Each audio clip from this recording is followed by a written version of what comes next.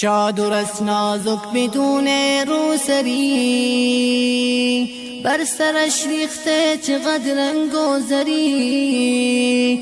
بوی عطرش پخش در بازار شد، بر همه پیر و جوان آزار شد. چون صدای کفشش آید تک تکی، مرد نامحرم شمارد یک یکی، مرد نامحرم شمارد یک یکی. ای خدایا من ندارم خواب شب، خواهرانم بی حجابن در مطب، خواهرانم بی حجابن در مطب.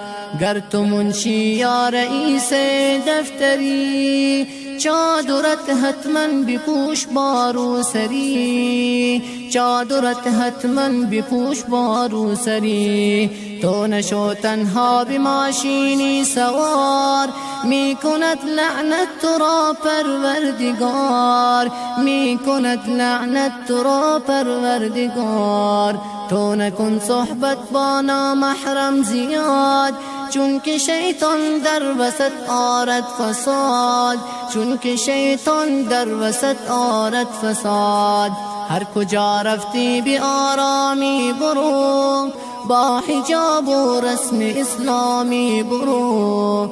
توی دانشگاه و جمع‌های بزرگ، خوب مواظب باش زیاد است بچه گرگ، خوب مواظب باش زیاد است بچه گرگ.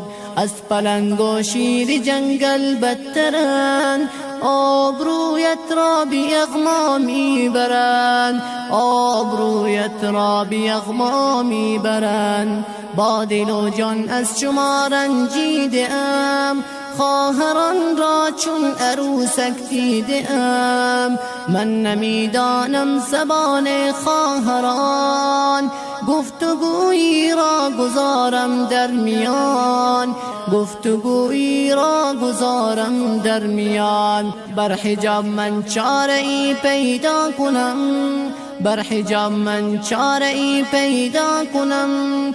داد و فریاد یک کمی غوغا کنم، داد و فریاد یک کمی غوغا کنم.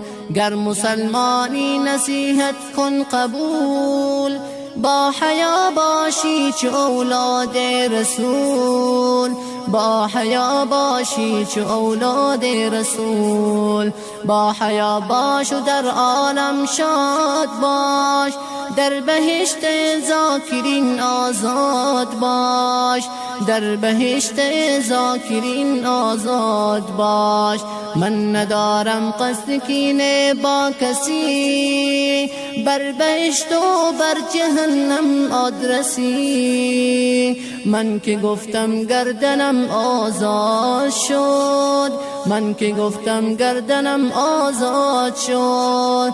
زیان کرد آن که نصیحت نگرفت و خاک شد، زیان کرد آن که نصیحت نگرفت و خاک شد. چادرش نازک بدون روسری، بر سرش ریخته چقدر رنگ و زری.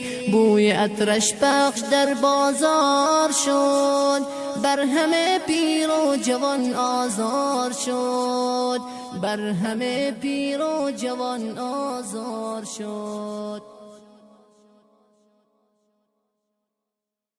چادر است نازک بدون روسری، بر سرش ریخته چقدر رنگ و زری. بوی عطرش پخش در بازار شد، بر همه پیر و جوان آزار